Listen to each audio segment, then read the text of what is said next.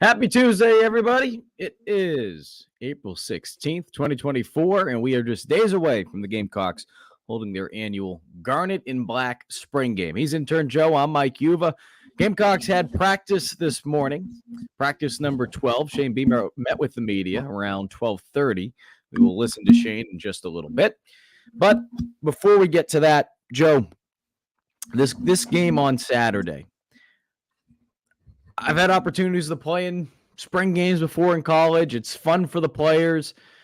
From a fan standpoint, it's fun until you're actually there and you start to see the game itself and you're like, wait a minute, I want a little bit more. You have to temper your expectations a little bit, right? And I think a lot of people that understand what spring games are all about, they understand that.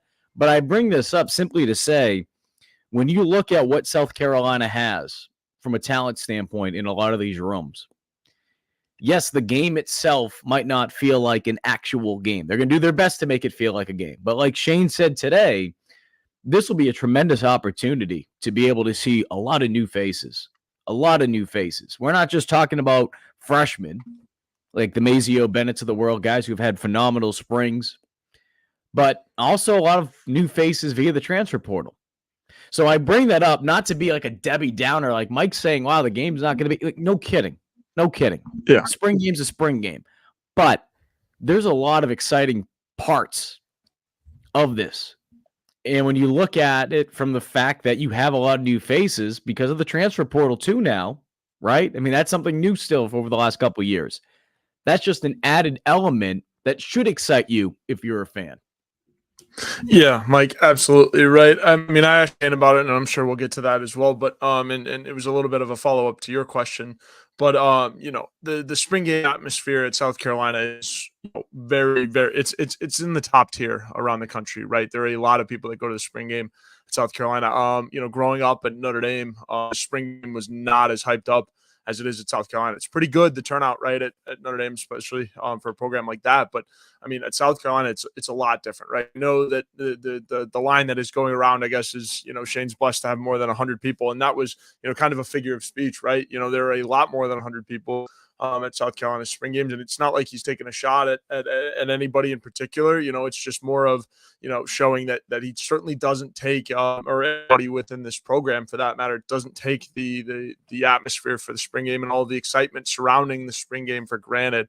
So I think it's big, Mike. And, I did like what I heard today. And again, it was your question, so I'm sure we're going to get into it a little bit more, but just, they evaluate into the spring game, right? They're evaluating the right things because it is kind of an elevated atmosphere. It's different from practice, right? You got to step up one way or another. There's cameras on you, people watching. So it'll be interesting. And I know we're going to dive into, how they'll evaluate that and those kind of things and what goes into playing into, a spring game, especially for a true freshman. But, I liked everything I heard from Coach Beamer today going into the spring game. And just going to finish up a couple more days of practice before we are there on Saturday. Yeah, let's start right there because what Joe's talking about, and you'll be able to hear it in the question, there's so many different philosophies when it comes to how different coaches evaluate spring games. I've been around football my whole life, and there's been coaches that I know that won't even watch the spring tape because they could care less. And I know some people be like, what are you talking about, Mike? Well, go look at what just took place this past weekend at Ole Miss. It was essentially a flag football game. I mean, they threw other stuff in there. Joey Chestnut was there eating hot dogs or crying out loud. They did tug of war contest, I believe. I saw some of this. So I bring that up because some coaches look at it as, okay, it is what it is. Other coaches like Beamer look at it differently. They look at, especially at this level, and we know that stadium's not going to have the 77,000 plus. I think it holds just under 80,000 now with all the fancy seats they've added over the last couple of years and the suites. But it's still a tremendous opportunity to see how guys respond when the pressure's on, when they're playing in front of people. So here's what Shane had to say about that when I asked him today just about how you view this game. How much stock do you put in the actual game, and how much stock does your coaching staff put into the previous 14 practices leading up to Saturday? Yeah, I'd say it's a combination of both. I'm not one of those guys, Mike, that looks at the spring game and say it doesn't matter, because it does. It's another opportunity to go on the field and compete. It's an opportunity to get better. And some guys, frankly, they step up when the lights come on, if you will, and they're gamers. So there's a 14 practice body of work that obviously we put a whole lot of weight on, but we're not one of those people that just say, hey, let's just throw something out there entertaining and go home. I mean, we're competing, and we want to win. Each particular team does. And I think there's something to the fact that when there's people in the crowd, the lights are on, it's on television, that some guys step up and elevate their games, and really you notice them. And some guys you hopefully don't, but some guys maybe go the other direction. So I think it's a great indicator. And it's so important because, as you guys have heard me say before, we don't get a preseason game in college football, and we don't get a scrimmage against another team. So for a lot of these guys, it'll be the biggest crowd they've ever played in, maybe. And for all of them, it'll be the biggest crowd we play in front of until we do it for real against Old Dominion in August. So it's a great barometer for individuals and how they perform in those situations, without a doubt. So we're going to pause it right there. So listen, what Shane just said, to some people, it might not be like, it's like, all right, that much of a deal. But to me, I think it's important. I think it's important to put stock into what you see some of these guys do in the spring game. But at the same time, too, as he alluded to, you don't want to lose sight to what took place during those 14 other practices. I think when we look at certain rooms, we look at the wide receiver room in particular, we look at the running back room, even with the injuries. I know there's a lot of people that are excited for Rocket Sanders, and rightfully so. Rightfully so. But this is a tremendous opportunity for a guy like Oscar Adaway to step up. This is a tremendous opportunity for guys who were here last year, like DJ Braswell, to show why he deserves an opportunity to be in contention, to be one of the, if not the starting running back, to be the number 2 back. So Juwan Howell's another running back in there. So I say those things because and I keep using Ole Miss, and this isn't to, attack Lane Kiffin and the Rebels. I covered Ole Miss for a year, enjoyed my time in Mississippi, but this is why you don't just throw away that 15th practice. And that 15th practice is the spring game. So when I say 15th practice, you have 15 practices. The spring game is included in that. I'm right there with Shane. I'm right there with him. And when you look at the fact that you have some rooms where there's some uncertainty, whether it be starters, whether it be trying to prove even a number 2. We've talked about this before. I know there's a lot of people excited about the Lenoris Sellers era beginning. I get that. Totally understand that. While I still believe that he will be the week 1 starter, you want to see how a guy like Robbie Anderson responds this weekend. And if Robbie has a great showing, that's even that much better. Continue to put the pressure on Lenoris, even if he is your guy, heading into fall camp. And another thing that Beamer mentioned, we'll probably play in a little bit, don't hold your breath that they're going to announce a starting quarterback anytime soon. I think it's going to go right up until middle of fall camp, if not the week before the game. So I say that, Joe, because I think there's going to be some great competition out there. I think there's going to be a lot of opportunities for players to really show why they deserve to be competing in the 2 deep, if not competing for a starting spot. And this is another opportunity to be able to do that. You don't have that luxury, again, using Ole Miss, for example, if you're just playing flag football out there. I'm sorry, you don't.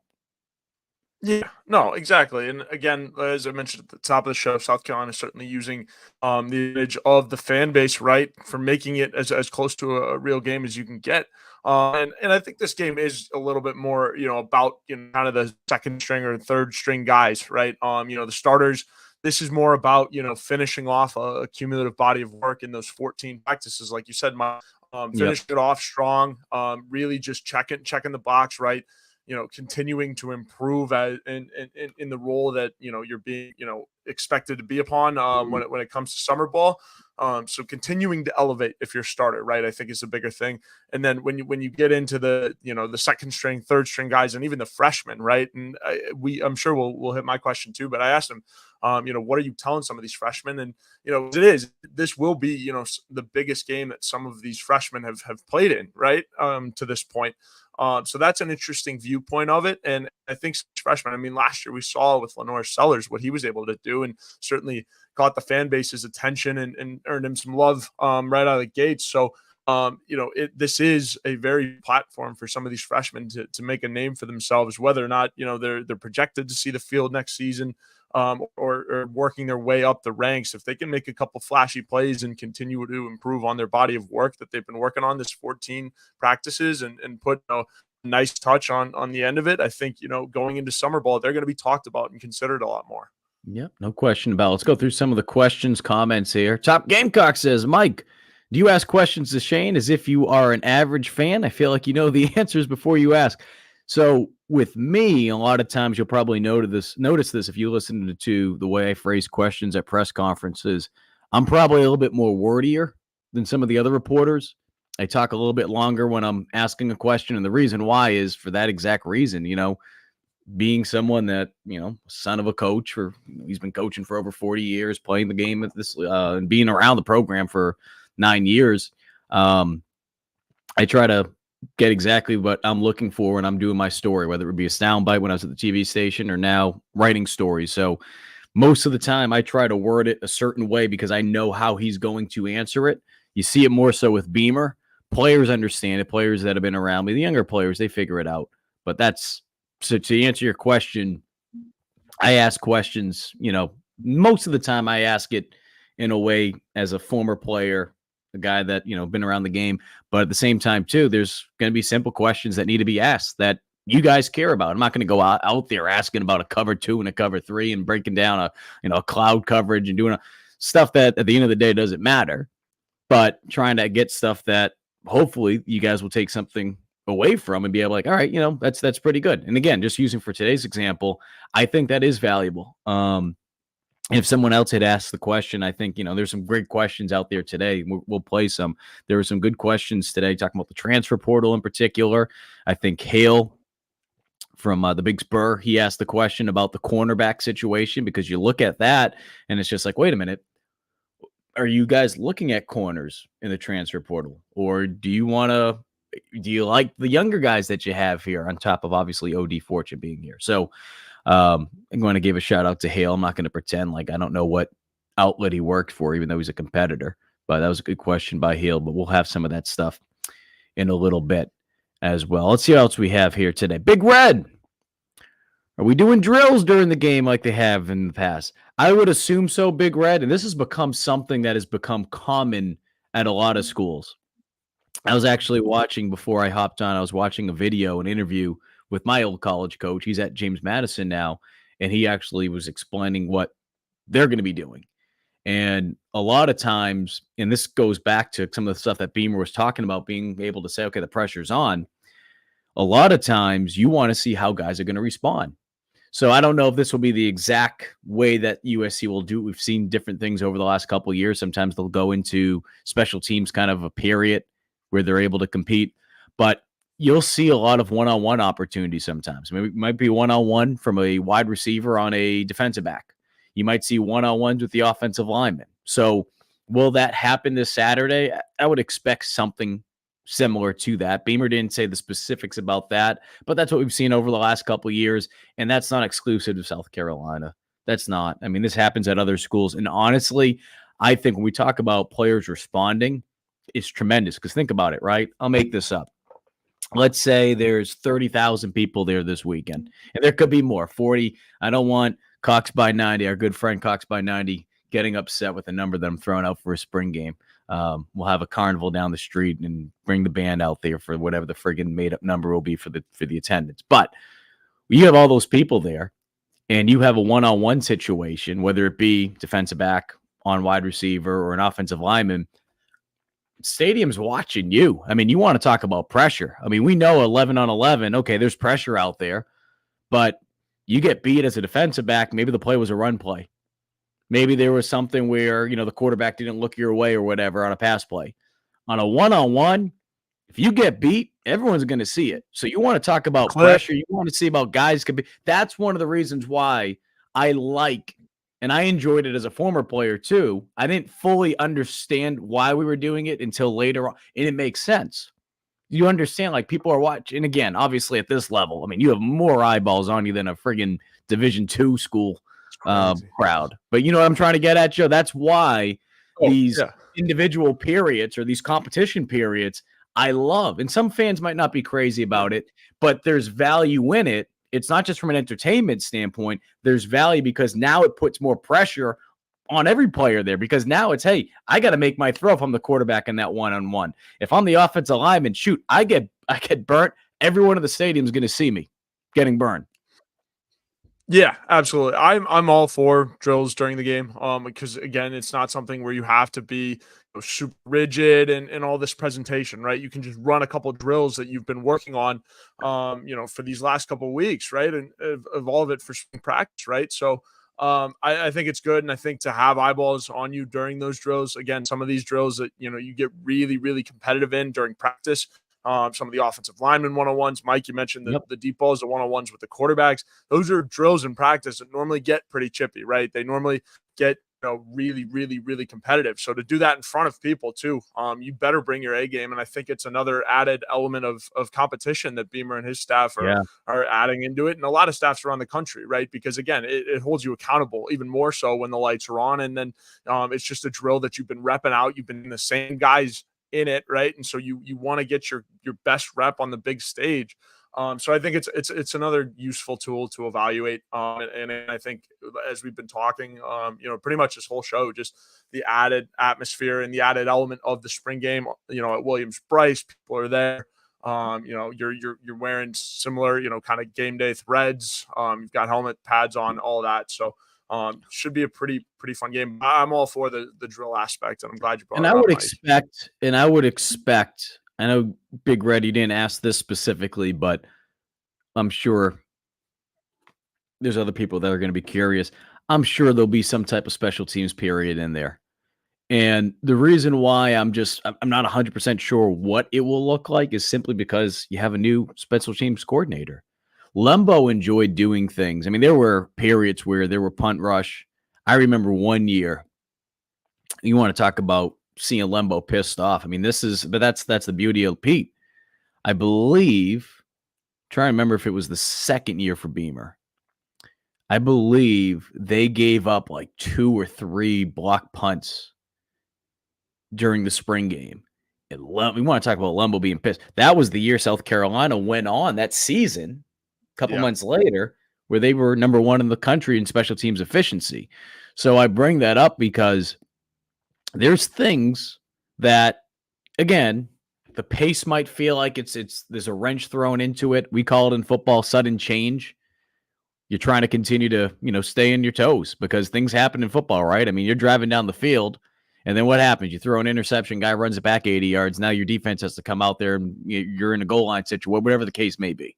Sudden change. So that's another element of it. It's being able to continue to make sure guys are on their toes and being ready. And sometimes they let them know, like, hey, we're going to do this at the end of the first quarter. Because I think that's pretty much how they've done it the last couple of years. They've done quarters, second half's more of the clock running, but that's another element of it is sometimes these guys don't know. They know it's coming up, but they don't know when it's coming up. They don't know if it's going to happen at the end of the first quarter. I don't know how they're going to do it this year, but I know that that's been the case in the past. But one of the things that Lembo enjoyed doing, and this was a practice thing that they did more than anything, they would really shorten some of the drills they did.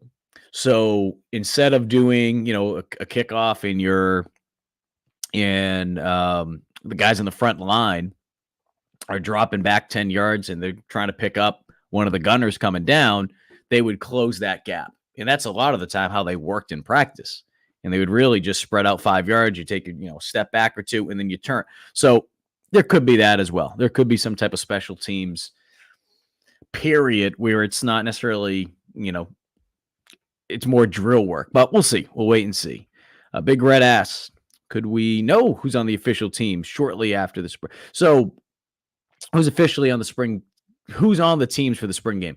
They're going to have a draft. They're going to have a draft on Thursday. That's what Shane said today. They're going to have a draft on Thursday. He didn't specifically say who's going to be the team captains. I think last year you had like Clint, the medical team, training staff. Just want to he was one of the captains. I think Luke Day. Yes, I think Luke Day, straight the conditioning coach, was one of the captains last year, and they'll have a draft. And so you're gonna have. I mean, there's gonna be competition in this thing. I think back to last year, and Shane brought it up today. Game ended in a friggin' tie. Well, the players didn't want to end that way, so they did. They had to come up with their own overtime rule on the fly. They did like 2-point conversions. So no, the competition will be good. The competition will be good. And I think more than anything, the fact that like last year, right? You go into that game, Spencer Rattler, he's only going to play for a little bit. You look at the quarterback situation here, and I'm not saying Lenora Sellers is going to be playing friggin' 3-quarter, but the point being is you don't have that luxury right now. You don't have a lot of quarterbacks. We've done this exercise before. But you have, from a scholarship standpoint, and let's include Luke Doty in this conversation. I know he's going to be working with the wide receivers, but I'm sure he's going to get some work at quarterback too. You have, from a scholarship standpoint, you have Lenora Sellers, Robbie Ashford, Luke Doty, and Dante Reno. Throw in Davis Bevel in there as well, who's a walk-on transfer quarterback from Oklahoma. You have 5 quarterbacks. 4.5, really, if you want to count Luke Moore as a wide receiver. But you have 5 guys. So I think we're going to see a lot of Robbie Ashford. I think we're going to see a lot of Lenora Sellers, especially in the first half, both those guys. I'm interested to see the format because to me, Joe, assuming that both quarterbacks are on different teams, and I know it depends how the draft goes, but assuming that both players are on different teams, I wouldn't be opposed to seeing those guys play either the entire first half or have them play first quarter each and then have them come out in the third quarter because maybe there's some situational periods you want to throw them in there. Point being is we're going to have a lot to talk about with both those quarterbacks, as well as maybe Luke Doty looks good out there at quarterback. I don't know. Dante Reno, Davis Bell. We're going to have a lot. That's the whole point. We're going to have a lot to be able to talk about with these quarterbacks. That wasn't the case last year simply because you already knew who your quarterback was going to be. Yeah, absolutely. And I think, this year it's still going to feel like a tiny sample size by the end of it. It always does, Mike, right? When you have these two guys, I think it'll be obviously more than Spencer played last year, I think. But when we get through it, it's certainly going to be like, man, you wish you had more because one or two or both those guys are going to start making plays and then they're going to start to get into a rhythm. And then as with any spring game, right, you don't want them to get hurt. So you yank them. So it'll be interesting to see who can get into a rhythm quickly. But yeah, I think there will be plenty to talk about. Guys will have plenty of time to start to show a couple flashes here and there. But obviously we won't get to see a complete body of work to judge upon. But then again, it'll be time for, Davis Bevel, Dante Reno will certainly get his shot in the spring game. Lenore Sellers got his last year. So, and Beamer likes to, kind of showcase some of the freshmen, right? Likes to talk about them. He brought it up today. He said there isn't a guy in this class where we think, man, we might've missed him. So I think that's good. And he certainly will, give all of his freshmen an opportunity to compete and show themselves because he's really excited about it, right? A lot of guys in this freshman class, and obviously there's still a couple more joining up in the summer. But I think everyone's going to get their opportunity, and the quarterback battle will be interesting to see for the first half. And then, I do think they get a couple plays into the second, but as soon as, realistically, when a normal quarterback would start to get in their own rhythm, that's when they're going to start shutting them down. And obviously take every precaution you need to with these two guys heading into summer camp. Yeah, no question about it. Trying to answer some of the questions, and we'll go back to Shane in a little bit. get to listen to more from Beamer's press conference today. Top Gamecock says, are you worried about a positional group that you feel good about right now getting purged? So Shane gave a answer, not specifically to your question, but kind of their end of the year habits and what they do. They'll have an end of the year meeting with every single player. Those interviews with those players will begin on Monday starting at 7 a.m. And Beamer says typically it can last about 3 days, trying to go through the entire roster. Each player gets about 15 minutes. So that's typical at most schools, D1, D2, even D3. That's how a lot of schools do it. They'll have their exit interview. But now more than ever, when you think about the fact that, okay, you have the transfer portal, but you have that second window right now. Beamer alluded to it, that they're going to be honest. They're going to be honest with players. If you go into that meeting and a player asks, Coach, where do you think I'm going to be when I come back? Realistically, do I have a chance to be able to play? Some of those players, whether it be scholarships, even a walk-on, you're going to be honest with them. So would I be surprised to see a player or two enter in the portal in the next week or so? No. But to go back to your question specifically, could we see a position just leave altogether? I'll never say never. I don't see it happening. But the reason I say never is because there are situations going back to last winter where, I'm getting updated directly from people in the building or working with some of these players when it comes to NIL deals. And a lot of these players were saying one thing one day, and then the next day, something completely different, or a couple days later. I don't really want to waste time on players that aren't here. I'm not even going to bring up the player's name but directly. I think you guys can be able to figure it out, but 2 and 2 together. But there was a player who had a deal verbally all done with Garnet Trust. Well, a day goes by, 2 days go by, nothing signed. And the next thing you know, Garnet Trust gets a phone call, and it's from this player's agent. And Garnet Trust is saying, wait a minute, he has an agent now? And that player went elsewhere. So I bring those things up because I think in this world that we live in with the transfer portal, NIL, you can never assume anything. That's why making sure that, not just from an NIL standpoint, but just making sure the communication is there. NIL, that's great, phenomenal, okay? But that's not going to be what makes everyone always happy. Obviously, if you're getting money, that's great, but that's not going to keep everyone happy. The communication has to be there, whether that be between the player and the head coach or the player and the positional coach. And as Beamer has said in the past before, that's not just something that happens at that exit interview. That's something that is constantly going on in the building 365 days, or, if you want to be a wise guy, whatever, how many days they're in that building during the year. So to me, when they go into those meetings, when I say those, when I'm talking about the players, coaches, when they go into those meetings together, starting on Monday, nothing should really surprise either side, right? Because if the communication's there, nothing should surprise you. The end of the season, that's a little bit different. But here, from January through midway of April, if you want to call it the end of April, have at it.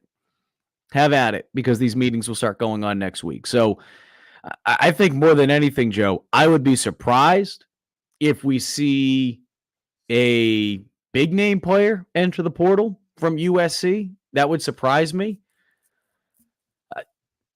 I'd be lying to you. I'd be lying to you if I said I'm not worried, though, that things can always happen, just because that's just the way it is. But if you ask me today, I don't think it will happen. But again, I wouldn't bet on anything simply because, like we saw in the fall, in the winter, some things looked like it was cement, for crying out loud. But things changed overnight, and we saw it from the transfer portal. There were friggin' players committed to your school, but because the way the portal works, There's no, you can't sign anything unless you're actually going to the there's nothing there. There's no national letter of intent, not NIL, NLI, national letter of intent. Yeah. There's none of that from the transfer portal standpoint. So Yes. that's why with all this stuff, honestly, nothing surprises me anymore.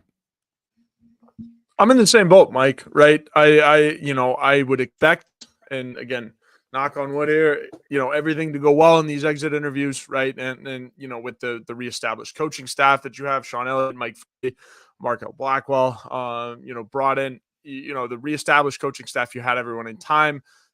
There was plenty of time to build relationships, kind of throughout the spring. So in terms of the big name guys that kind of came in to South Carolina, or just our South Carolina guys in general, I don't expect anything. But again, Mike, like you were saying, is we all, as we all know in the industry, things can happen, right? It can be 1, 2, 3 days where things just kind of linger and minds change, right? And these are, high level athletes. They want to get their opportunity wherever, it's best. And college football is starting to get more and more cutthroat nowadays, especially in the SEC, right?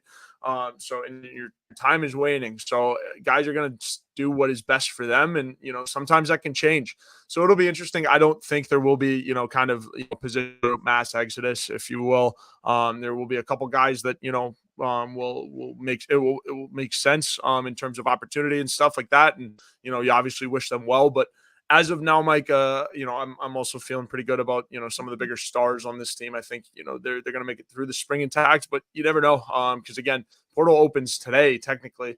But you still have, that week left of spring practice. So, and the exit interview are going to be later. So I'm assuming things for South Carolina aren't going to necessarily heat up this week. It'll be a little bit more next week and in the weeks following, when we start to have news, just kind of if things start to go a little bit sideways or get a little wonky there with the transfer portal, as we know it can, most likely a little bit more further in next week, as we would expect South Carolina's news cycle to ramp up more.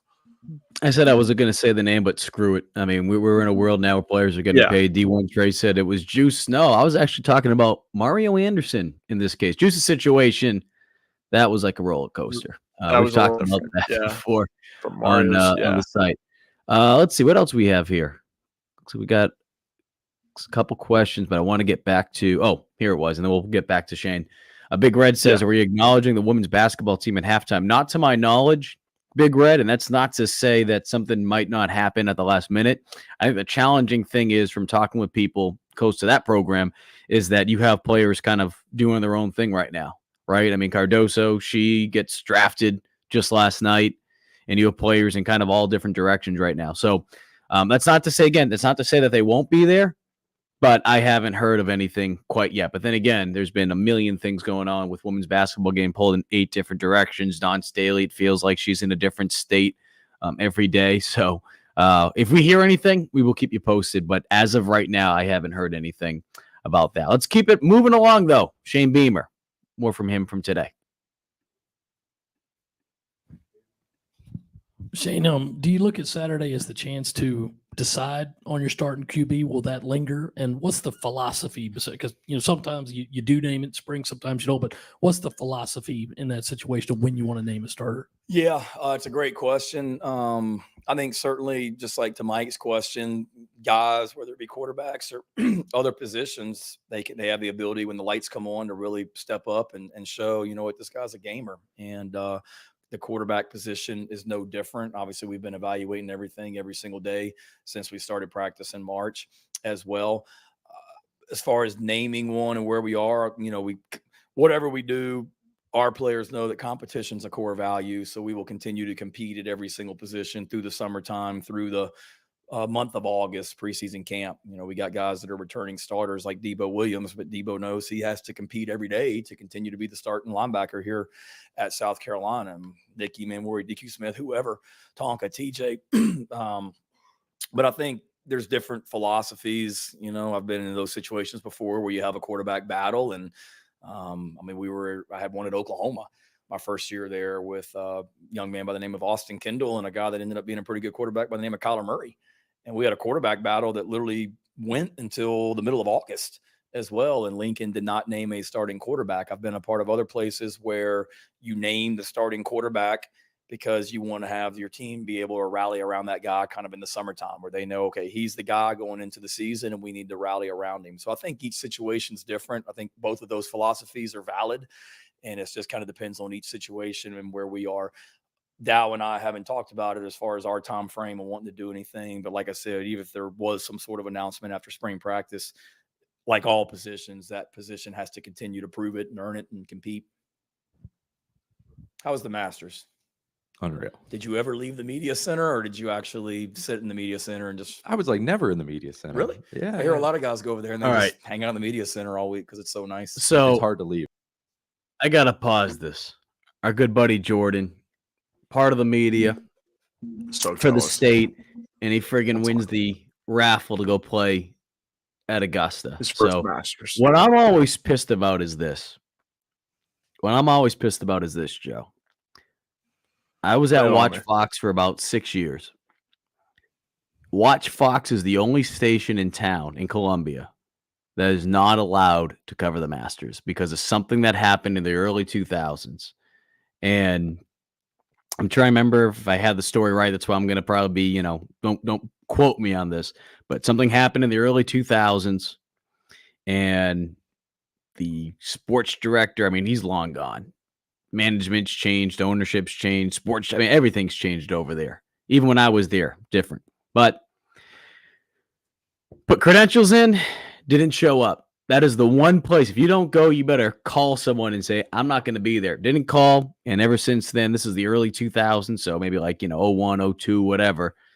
Watch Fox has been blacklisted since.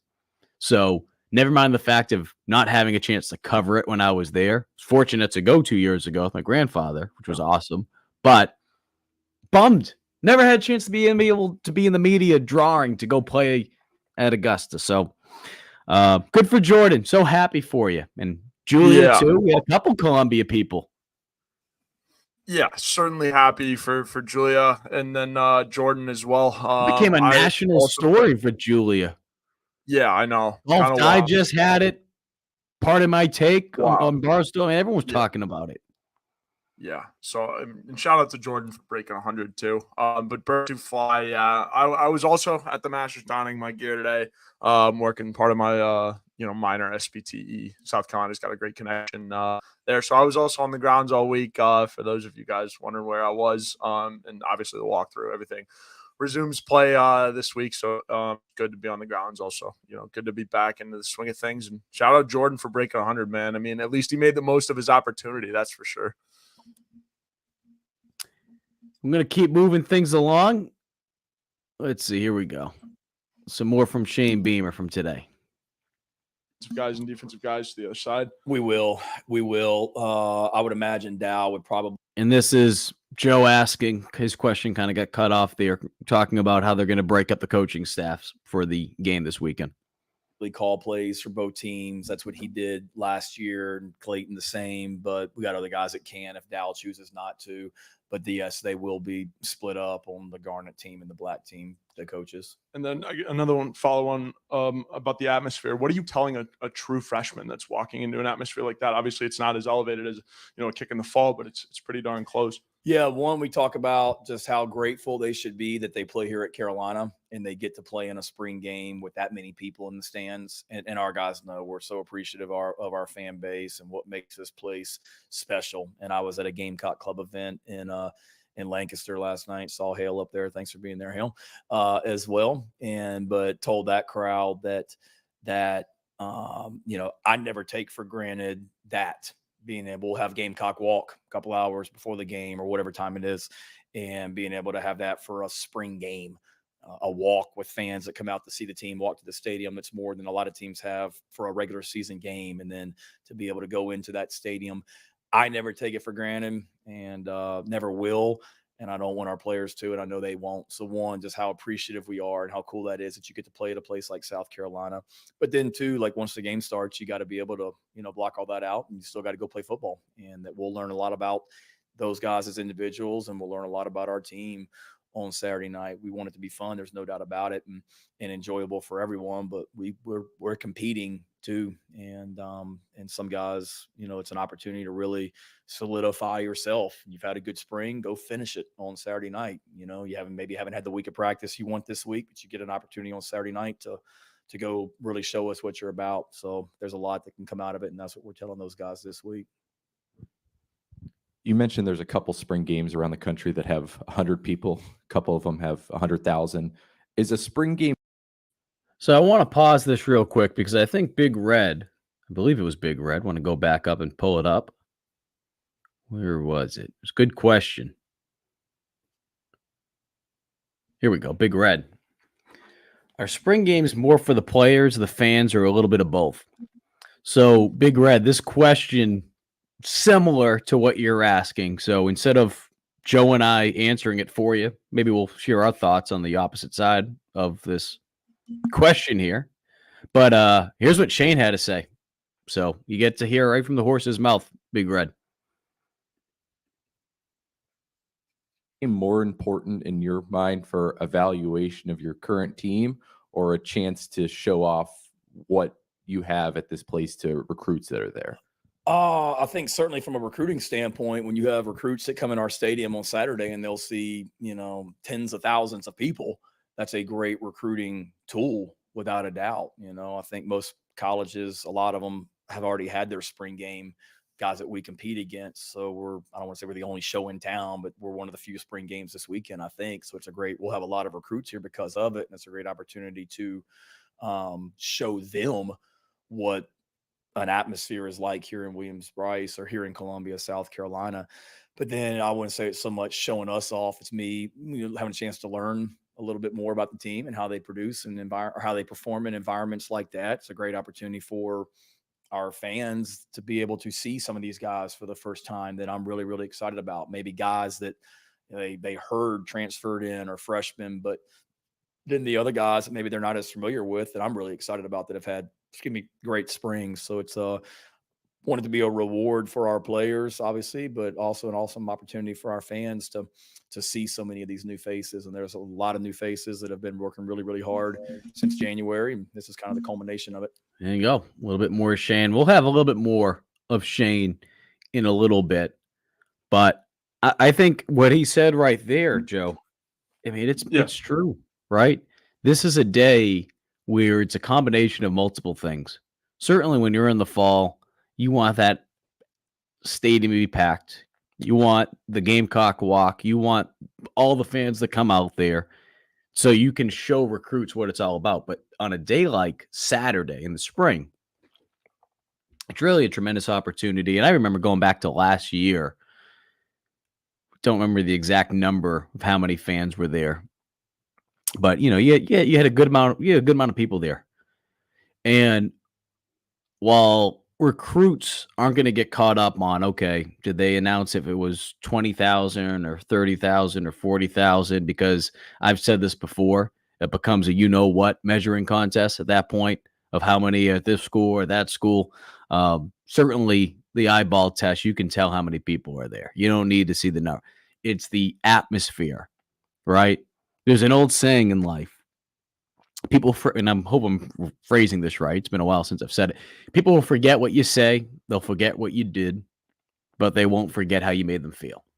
That's kind of the same thing when you think about a spring game, right? These kids, they're not going to remember how many friggin' people were in attendance when they announce it. What they're going to remember is what was that energy like? So I bring that up because I think from a recruiting standpoint, there's no question about it. And that's one of the reasons why for a third straight year, South Carolina is playing their spring game at night. Now, from a media standpoint, I'm sure there's a lot of my colleagues who don't like that and they would prefer it being in the afternoon and getting it over with. But personally, I think it's a neat opportunity because I understand why they're doing it, because it's about recruiting. It's being able to create a unique atmosphere, especially at this time of the year, because South Carolina, I think Shane mentioned it, they'll be one of the few schools actually having a spring game this week. There's a lot of schools that wrapped up spring ball, whether it be a week ago, 2 weeks ago, whatever the case may be. This is a golden opportunity to really sell the program to those recruits who are coming out. But let's not make it seem like this is just, a sideshow. This isn't the circus. All right. You're trying to accomplish some other things on that field, and being able to get some of those younger players out there, or you're trying to see how a guy responds like Robbie Ashford. How does a guy like Honora Sellers respond? Knowing that right now he's in a position to be the guy. How do these guys step up? How do some of these transfer wide receivers perform? I mean, defensive back wise, we're trying to see who's going to be that other starting corner across from O.D. Fortune. Will it be Judge Collier? Will it be Vakari Swain? Will it be someone else? So I think it's a combination of everything.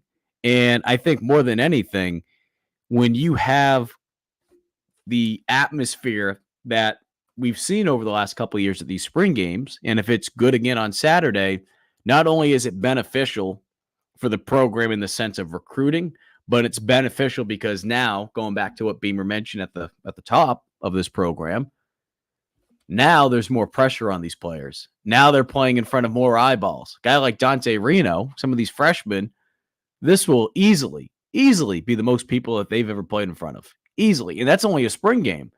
How do they respond when there's 20, 30, 40,000, however many there is on Saturday? It will be a good barometer when you're trying to measure that. Oh, most certainly. I think the barometer aspect of it is really good, especially for some of these freshmen, because I don't know if we're going to see Dante Reno this year. At least on the field, maybe towards the end of games, right? It's a development year, or at least as it's being projected, and knock on wood, that it is a development year for Dante, and he can really start to improve. But this will be the first crack, right, of competition, and just kind of see what these first couple of weeks of college football have been, these guys, right? And to see, how their first stages of their development.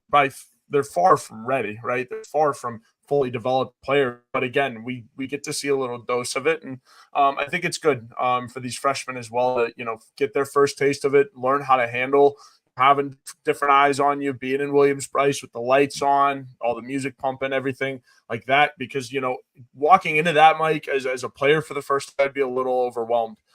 For sure. And I'm sure there's that feeling too, when the opening kickoff of the season, the first home game at Williams-Brice is, a lot different from the spring game, but to, first, get that feeling of football in your home stadium and just kind of even a sliver of what it's going to be like in the fall is a big teaching point. And, you can't really replicate it elsewhere.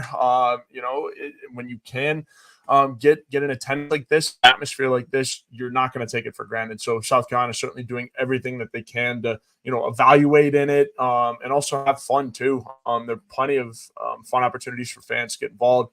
And then also recruits too, at this last point of kind of this ramble here. But yeah, I think it's really good for the recruits. We looked last year, Dylan Stewart was in for this one. And a lot of fans were excited for Dylan to be in. And we were talking same time last year. It's like, hey, if you see a recruit, tell them, come home. We'd love to have you home. Make sure they feel welcome, because again, that's another part of it. Just feeling welcome and just being at a university where the people care, right? I think that's the biggest thing. And you can see that with how many people turn up to the spring game and how much of an event it is, right? I think that's the biggest thing. And certainly something that this community doesn't take for granted. So a couple things to answer as we keep moving along here. Where's a Big Red asked? The coaches get interviewed after the spring game in the same way as the players. I don't believe they do. Typically, we get 2 interviews with the assistant coaches, and those are the non-coordinators. So not including Clayton White, not including Dal Loggins, not including Joe DeCamillis, special teams coordinator. So we won't have the luxury to be able to interview, say, Lonnie Teasley, offensive line coach, or running back coach, Marquell Blackwell. We won't be able to interview him. The only opportunity, or the next opportunity we'll have, I should say there is another opportunity, and there's kind of 3, but the next true opportunity we'll have as far as being in front of a podium, and that will be during fall camp. There is an additional one in there. It happened in the past, but that is typically during the Birdies with Beamer media golf outing.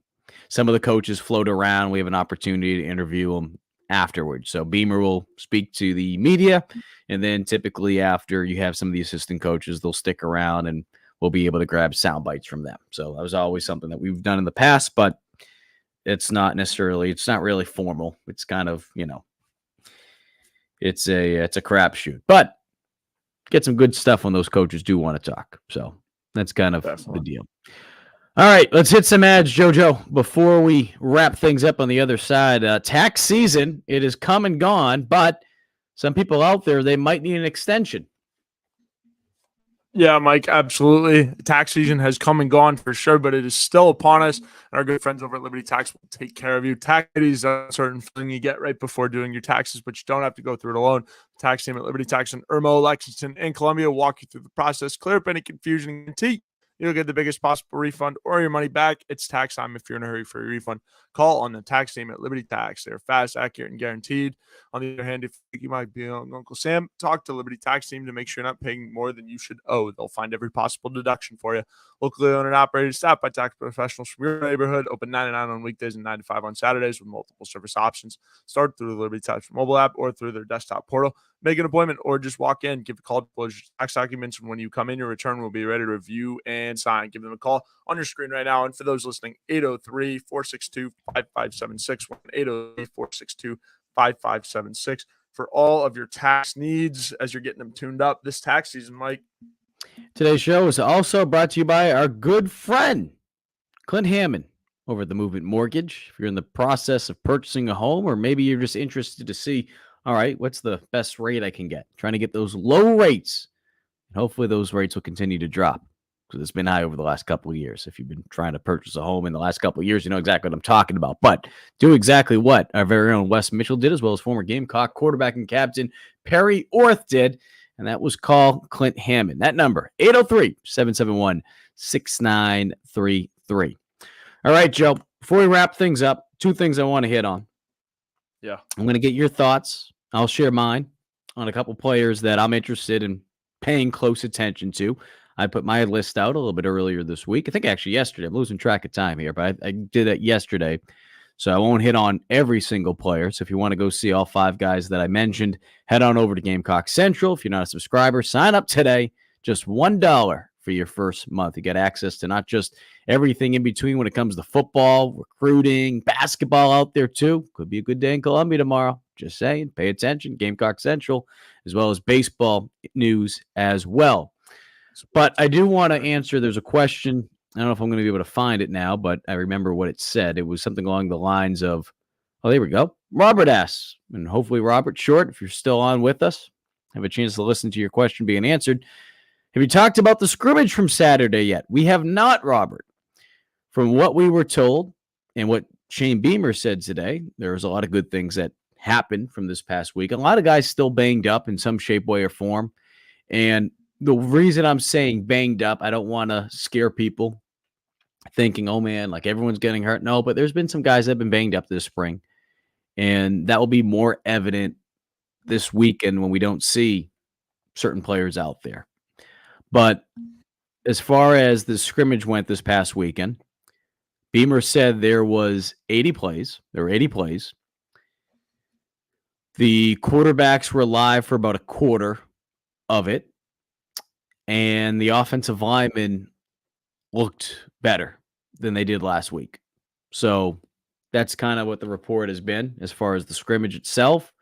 Guys making plays at wide receiver. I think the one thing that I was told that Beamer didn't mention today, the timing is getting a little bit better, which you would expect. We talk about how, especially when you're at the midway point of spring ball, and happens there in the fall too, that the defense is ahead of the offense.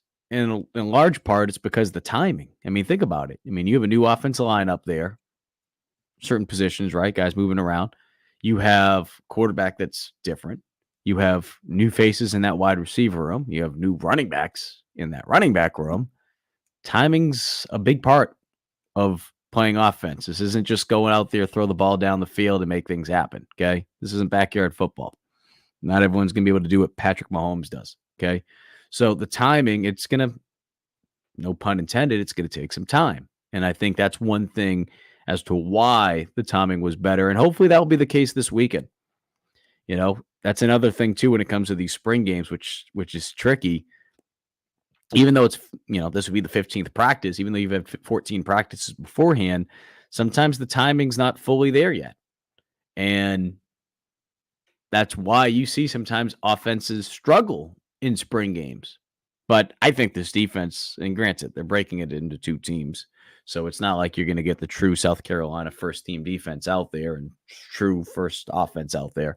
But I think the defense is going to be better this year. But that's a story for another day. All right, Joe, give us some of your players to watch. Give me just 2. Just give me 2 players. I'll give you 2 players. I promise I'll stick to 2. I'll give you one. If from each not, side of the ball. we'll have a grocery list from you. Yeah, exactly. I know. I'll go on forever, and then you'll be at my doorstep. Waiting to pay the Piper for keeping you. All right, let's go. Let's go, Piper. Yeah, all right. So my one player on defense, I got Gerald Kilgore. I think that kid's really athletic. Shane brought him up.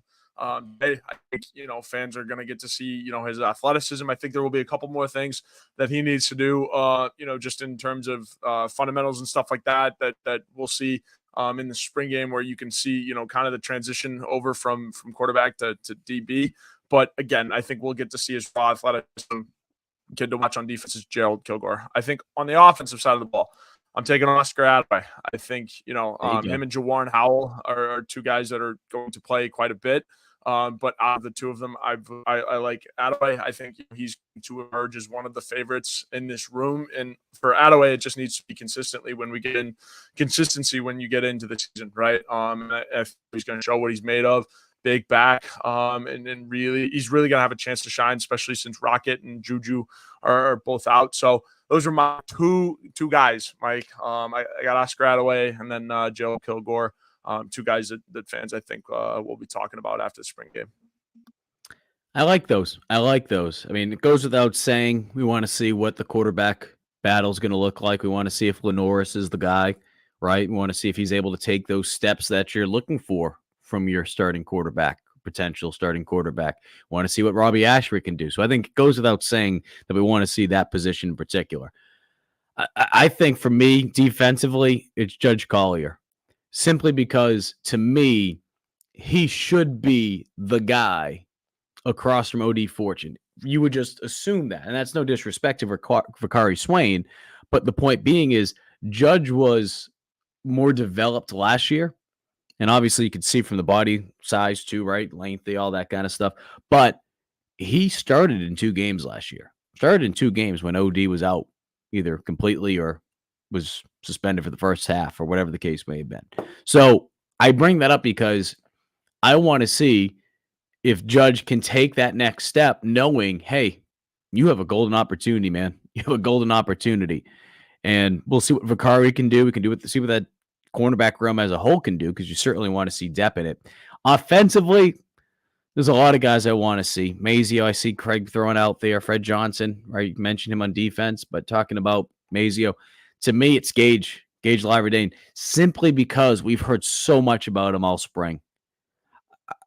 Going into the spring, and it could be the case heading into fall camp, wait and see, but I thought Jared Brown would be the guy we would hear a lot about. And that's not to say that Jared hasn't been talked a lot about, but it just seems like Gage has come in here and he has really done some good things. So kind of like a commercial of a place that is selling a sandwich or they have a new meal or whatever.